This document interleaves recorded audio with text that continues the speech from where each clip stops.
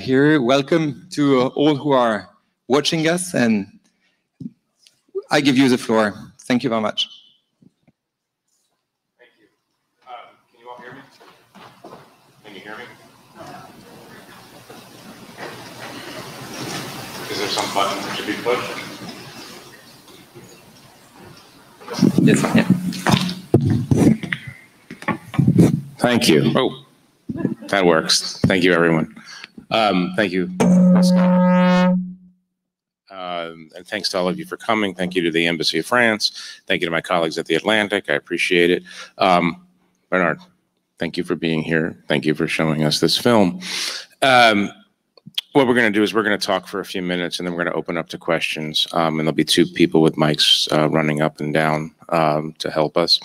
Let me just start by two quick observations. I don't know what the audience felt. Haven't had time to interview them yet. But I'm projecting a little bit and thinking that people's reactions to this film run along two planes. The first plane is that it's an astonishing film. It's a depressing film. It's a film that causes, at least me, to wonder if you were right when you told a group of Libyans that freedom will always triumph over tyranny. It's a film about the persistence of evil. It's a film of great bravery also. And so there's that level, and we'll talk about the film on that level. There's another level, which is the feeling as I'm sitting here, and I'm sure everyone else is sitting here, saying, Bernard, enough already. You're putting yourself in too much danger. You were watching this and thinking that at some point it becomes a kind of a why. Why do you insist? You're not old, but you're not young, as you note. Why do you insist on putting yourself in these dangerous positions? Then the double threat while you're making this of COVID. This is a question that I feel compelled to ask you. We can start wherever you want, with the personal or the political, or maybe they're all the same thing. Personal question first. I put myself in danger, but much less than those who offer me the honor to accept me among them.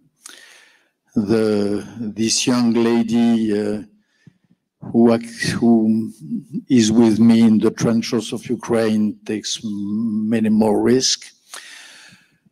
The guy whom you saw, who drives me in the streets of Mogadishu, is dead a few weeks after I went there.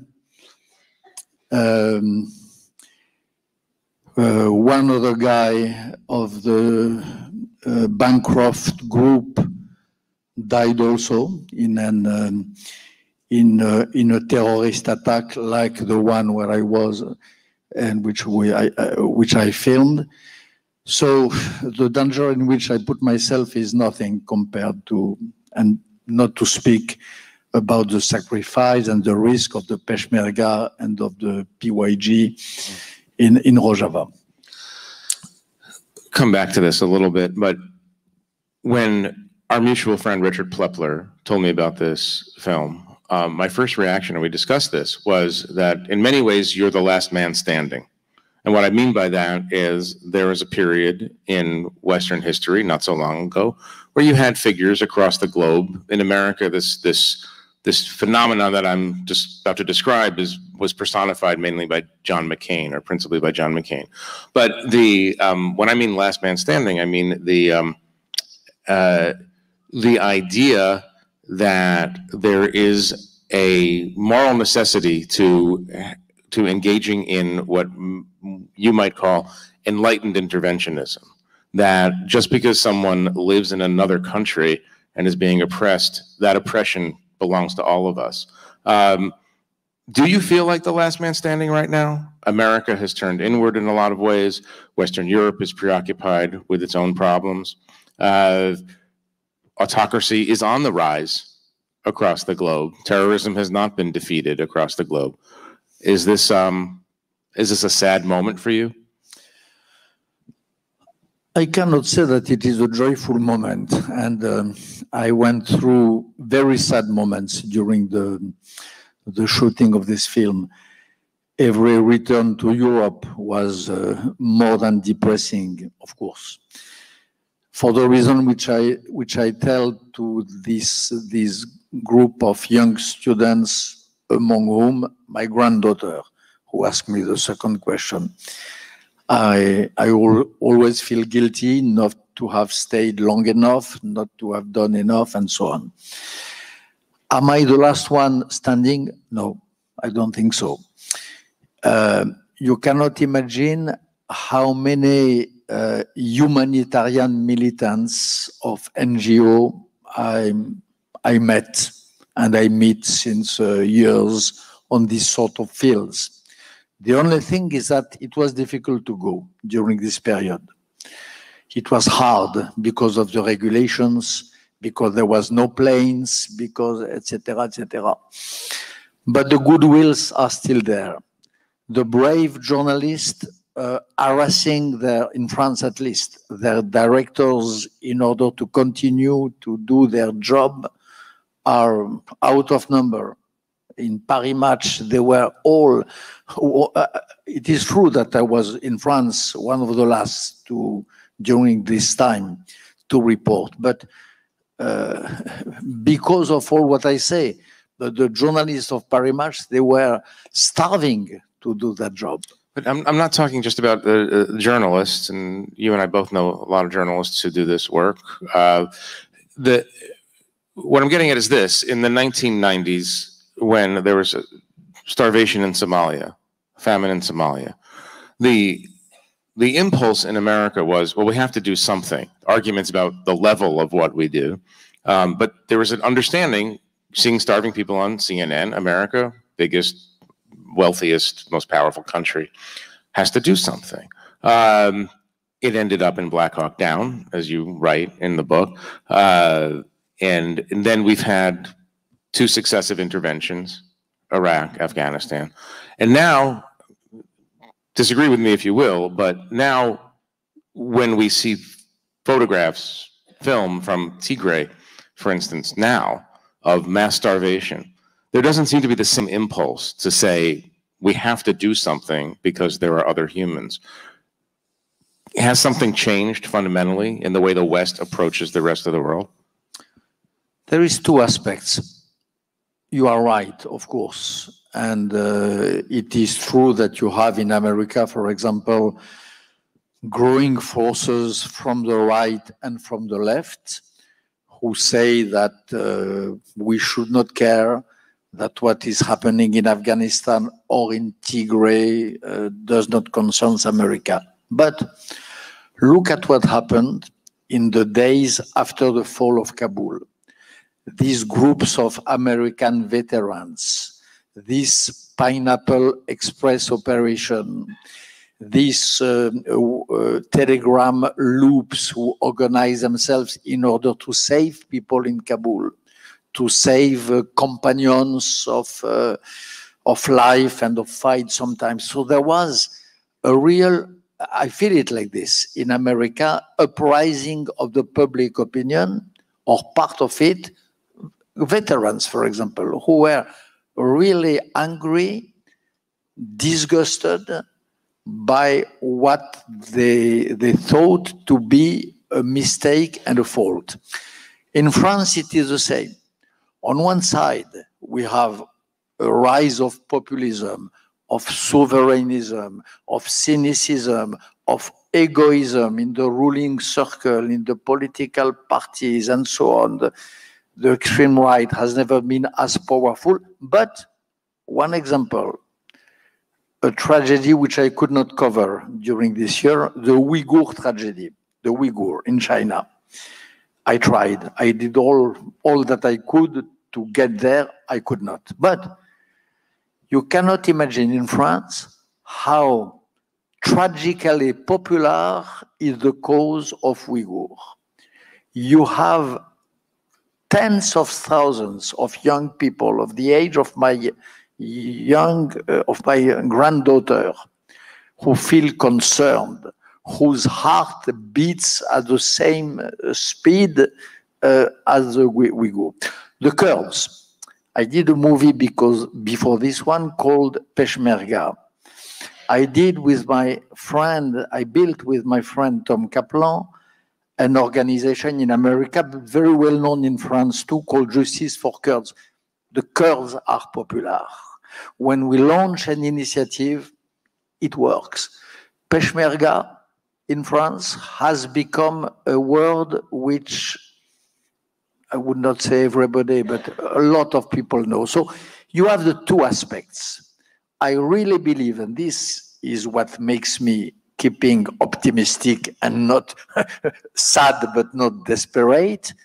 You have in the real vibrant forces of our societies, you have still the same spirit of solidarity and brotherhood as when I was a young man going to Afghanistan for the first time. Let me push on this a little bit, not to be overly pessimistic, comparing myself to such an optimist. It's wonderful that there's agitation on behalf of the Uyghurs, that there's journalism on behalf of the Uyghurs. No one really seriously thinks that the situation is going to materially change for the Uyghurs, who are fighting and being put under the thumb of the world's most powerful autocracy. What is the solution to the Uyghur problem? You're talking about the beauty of resistance in the West and the bravery of individual Uyghurs in China, but you've done this for 50 years. What is the solution to a challenge like the Uyghurs? For the Uyghur, for example, the solution, one option could be to do with them, for them and with them, what we did with the dissidents in Soviet Union in the 70s and the 80s, which was to organize some chains of solidarity, of brotherhood again, and of help between the West and them. For decades, at least for 2 decades, I heard it is unuseful. They are just a few handful of brave people, but they don't represent anything. They will be broken by the iron fist of the Russian Soviet dictatorship. At the end of the day, one day, one of a sudden, November 1989, the wall of Berlin broke, because of all these little chains of solidarity, all these little rivers, plus Ronald Reagan, plus the bravery of Ronald Reagan, his audace, the Pope, John Paul II, a great writer, Solzhenitsyn, made the bridge. And the world changed. Who knows if the same will not happen for the Uyghur? Who knows what would happen if a brave administration in an important country of Europe or in America said the truth? Who knows what would happen if the big companies decided to boycott any product which is built with the blood of the slavery of Uyghur? And who knows what would happen if these secret and underground chains were built? Maybe one day you will see the Uyghur stronger than their dictators. I don't know, honestly. I'm serious. What is the root of your optimism? The root of my optimism is that sometimes it works. Sometimes it works. In Sarajevo, after 3 years of sadness, of despair, of shouts in the desert, a brave president, Bill Clinton, came in power. Another brave man, Jacques Chirac in France, came in power. And both of them decided to act and to do, and not to listen to the bad Cassanders who were saying that it would cost hundreds of thousands of boots on the ground to stop the massacre. They acted and it worked. It worked in a few days. In Afghanistan, everybody says that this endless war was unuseful, untrue. These deployments of troops in Afghanistan during 20 years worked. Under the umbrella of our soldiers, women liberated. A free press began to be built. A real civil society took birth. I'm witness of that. I made enough travels in Afghanistan to be able to feel it. Between the time when I was the ambassador of President Chirac in Afghanistan in 2002 and my last visit to Ahmad Massoud a few months ago, it was another world. So it works. When we accept to exert our responsibilities, our duty of humanity, it can work. Did Joe Biden abdicate his responsibilities? Is Joe Biden? Did Joe Biden abdicate his responsibilities as an American leader? Joe Biden, I'm so sorry for that, because though being a French, but I am an internationalist, so I think that... You're on French territory, so it's a domestic... Yeah, but I am an American by spirit. I am one of those Frenchmen who know that they would not exist, they would not be born without the sacrifice of young American GIs debarking in Normandy. So I feel the right to speak about American politics. I was such a supporter of Joe Biden. I had so much hopes in him. I must admit that in the case of Afghanistan, he just implemented the program of Trump.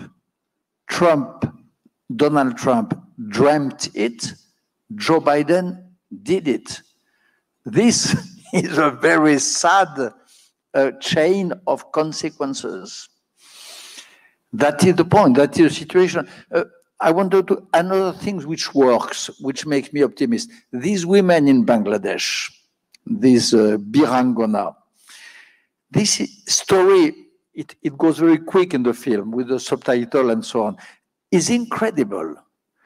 Women in a Muslim country in 71 raped, giving birth to illegitimate children. In any Muslim country, and maybe in any country in this time, they would have been cursed, damned, and outlawed.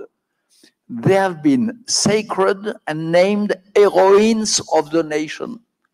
This is a source of optimism. And this lady, my friend Sheikh Hasina, who is coming in France in a few days, woman, prime minister in a Muslim country, proud, strong, Democrat, in spite of this Islamist huge push. Another reason to be optimistic. So if we want, if we will, if we support those who wish and will and want, together we can. I really believe that. I want you to come back to this. Friend Barack Obama. Yeah, Barack, that's a whole other conversation. We'll do that in the third hour of this conversation.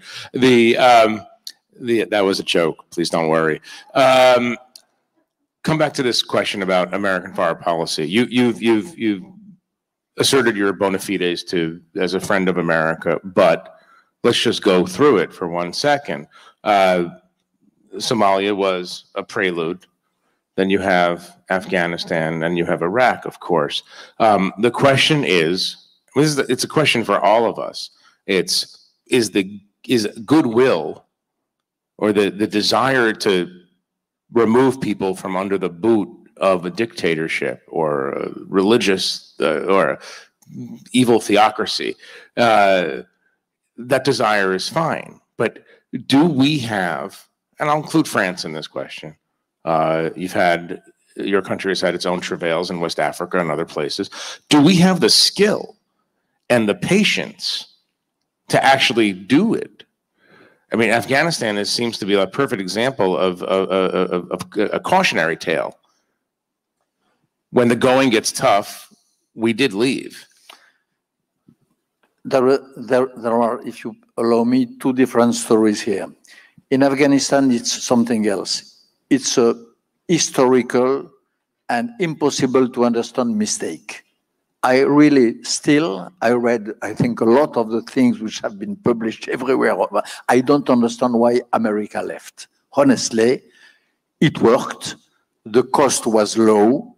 It will be much higher now in all terms, in terms of security, in terms of a lot of things, in terms of credibility of the world, of America, and of the West, and so on. So for me, Afghanistan is just, I don't know, a mistake of history.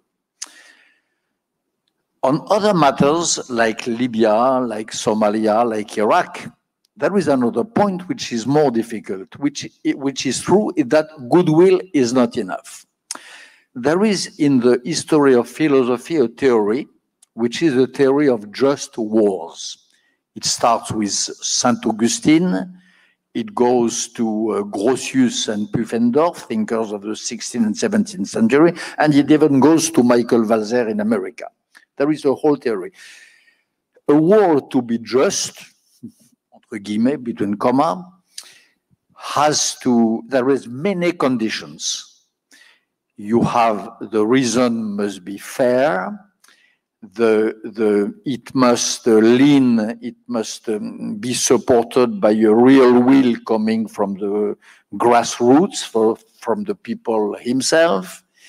There must be a continuity in the effort. There must be a sense of time. There are many conditions. And to wish, to will, and to decide is not enough. And this democratic messianism, this idea that democracy can just be proclaimed and all of a sudden appear like night, like day, after the obscurity of a film, is absurd. It is a modern idea, but unfaithful and turning its back to this complicated theory of just wars, which was fed by history of philosophy. So, just to will, no, of course not. And in the case of Libya, where America was leading from behind and France from ahead, I saw exactly what went wrong. It was not to intervene. This was fair. It was not to stop a bloodbath. We had this duty. It was to consider that the job was done and that the democracy would bloom in a minute after the military intervention. This was a tragic mistake. I have two more questions, and then we'll go to the audience. What do you say to young people in France, young people in America, who, let's use Iraq as an example, don't believe that it was naive goodwill that made Americans or made American leaders think that they can go into Iraq and make it a better place? What do you say to people in France and America and elsewhere who believe that their own countries have flawed enough records, historical records and current records, that they have no right to go into other countries, as you do as an individual, and say, this is how to make it better? I tell them that it reminds me of the cynical, egoist way of thinking of the extreme right of my youth. Extreme right said that. Barricades everywhere, fortresses, wires around Europe, and so on. I know that some people, some young people of the left say that. They just speak like the right. They just speak as if they believed that humanity was separated into different species. They just speak as if this was an old debate in philosophy between monogenism and polygenism, which is the root of racism. They just think this way as racists. We are entitled to be Democrats in Afghanistan, in Somalia, in Syria. No reason to be Democrats. Forbidden to embrace the ideal of democracy and so on. The idea of democracy, another thing which astonishes me, is when I hear that democracy is a Western idea. Democracy is not a Western idea. It is a universal value. It is a universal desire which exists everywhere. I met so many people, so many women, for example, in my life, since Bangladesh, who really believe that they don't deserve to be cursed if they are raped, who really believe that they have to be proud of their face. You don't need to be a Westerner to believe that.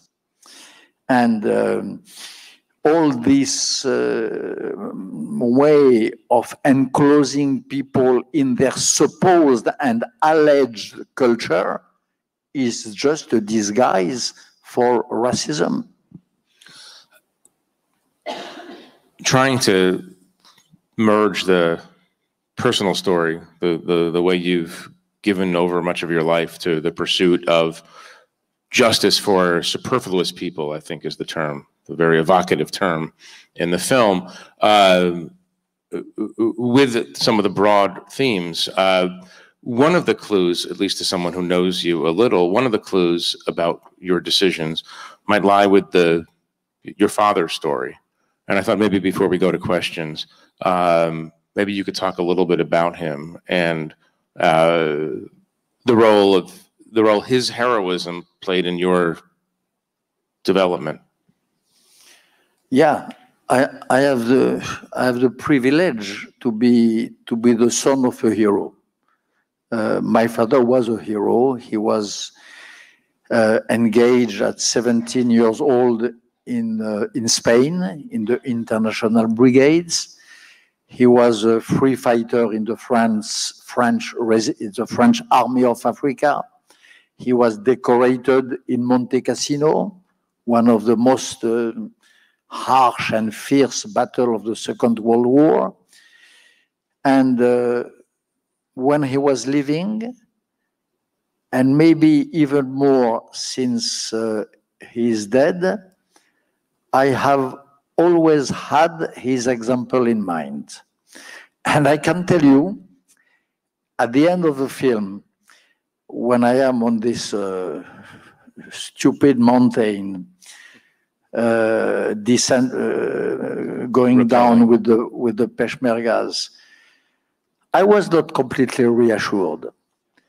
It was not 100% safe. I was held by a cable, and the cable was just fixed on a big stone. And I could not help thinking that if the stone was not as solid as it should be, what happened? What I had in mind, I tell you, it was the example of my father in much more dangerous situation, being one of the first to climb. This is ridiculous, maybe. It might sound ridiculous, but it is true. I had the image of him being among the first, climbing the Monte Cassino last mount to liberate it. I had that in mind.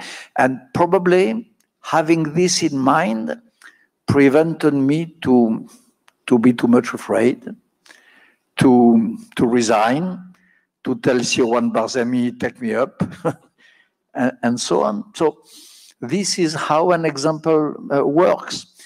And I really believe that it's never bad to try to be a little higher than oneself, a little grander than oneself, a little, we are what we are. Sometimes it is not bad to try to be a little better. And great examples can be a father, it can be a father in spirit, it can be a writer you admire, it can be a godfather, whatever, helps for that. And this is what helps me. Why don't we go to questions? Thank you. If you raise your hand, someone with a mic will come to you. There's one right there. Thank you. My question is about sort of economics, I guess. And, you know, there are people who say basically there is a misunderstanding in the West and the degree of support for democracy may not be as high as we once thought. And the moment that people's living conditions stop improving and you see the whole like Trente Glorieuses in French sort of coming to an end, then people are not as sure about democracy as they once were. So what would you say, I guess, in response to those folks who say, no, no, no, it's not about people's support for democracy, it's more about, you know, capitalism works for them, but now it's more uncertain, so you have Gilets jaunes, you have Trump and everything like that? Est-ce qu'il y a vraiment soutien pour la démocratie ou est-ce que c'est maintenant ça change? Did you understand the whole question? Je peux traduire. In France, in Europe and in the West, we have really two trends today. We have a trend and a rise of populism, which is of hate, of despise, or of fatigue of democracy. Hate, despise, or fatigue, as we never had since the 30s. This is clear. In front of that, my belief is that we have more than ever to believe, to give the example, and to act. It is an ideological battle. Battles are not only in the battlefields. There is battles in Washington, in Paris, and this one is the battle for democracy, the battle for liberal ideas, the battle against those who believe that civilizations are blocks and that they are confronted to each other. This is the battle. I believe that civilizations can come in, are not blocks. Elements of each of them can be separated from the block and migrate to another one. You can be a true Afghan citizen, proud of your Afghan roots and of your culture, and believe that the human rights, according to John Locke, are good, and you don't stop to be an Afghan. On the reverse, you can be a true American girl or boy and be impressed by the sense of hospitality of some Arab peoples and feel that this hospitality is not blocked and stuck in a supposed civilization, that it can be also imported in our way of life, and so on. This is the battle against the idea that civilizations are ontological, metaphysical blocks separated from each other.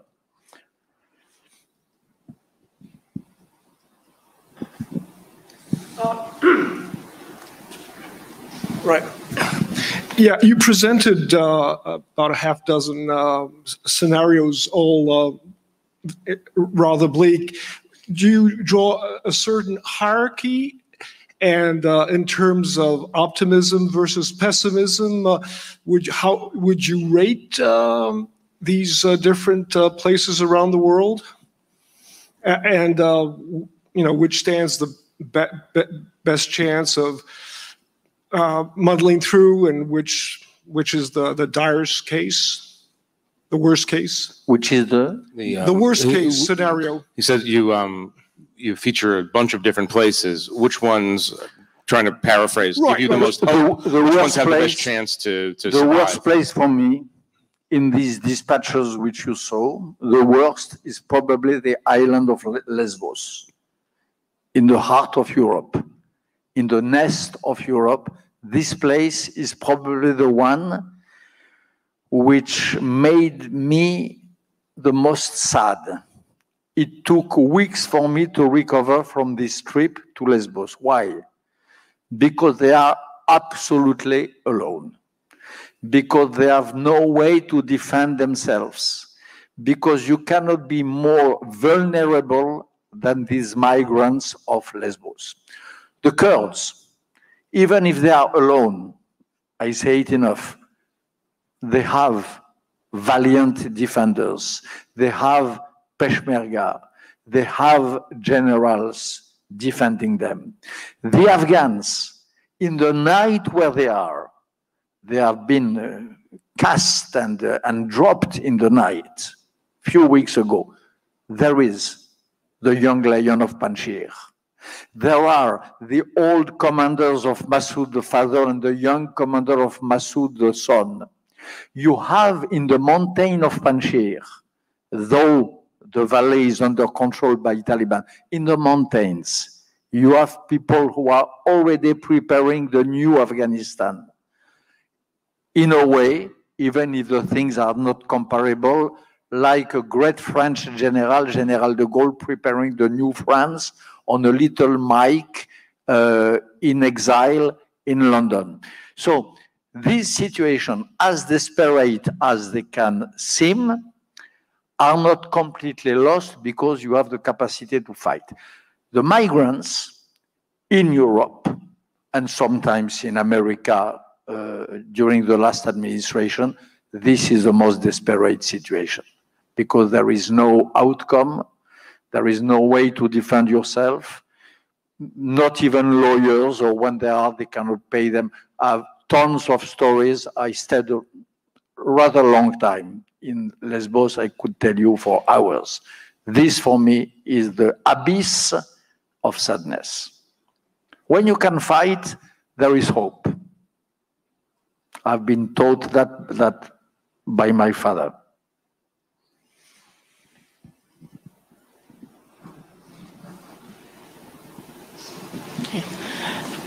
Democracy and solidarity, I think, are very important points and should be supported. But to what extent do you think that some of the issues that we're facing today in places like Afghanistan, in places like Nigeria, have largely been caused by the Western perspective?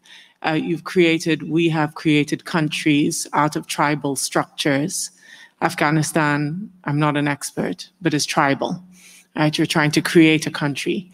While it may have been low cost to keep America in Afghanistan, how does that solve a problem long term without creating the solution from the bottom up, from the country itself, from the people itself? It's not sustainable. But the problem may have been created from the outside to begin with. You know, the old mistakes should not be excuse for the young mistakes. Of course, the way of defining borders, especially in Africa, was not the best way and sometimes tragic errors. But I don't like the way in which we use that in order to excuse the corruption, the nullity, the cynicism of the new rulers of the rulers since half a century of these countries. And it's too easy for the dictators of today to get excuse from the colonial mistakes in order to wash all their crimes and all their mistakes. So this is really what I believe. And in Afghanistan, the Taliban are not a creation of the English colonialism. They are a creation of many things.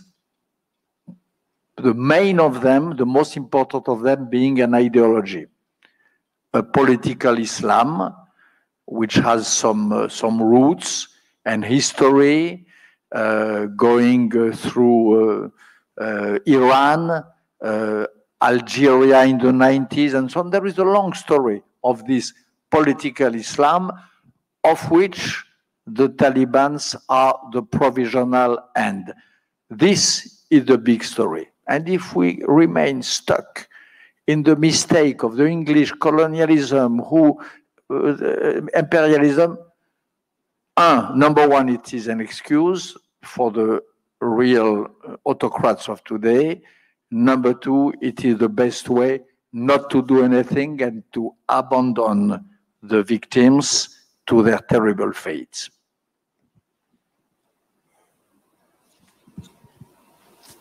Last question, I think. We have maybe the last question. 3 minutes, okay. I thought the film did a great job of highlighting, obviously, lots of places around the world that we don't normally experience ourselves. But looking back on 50 years of your activism doing this, do you see any progress for us as a civilization as a whole?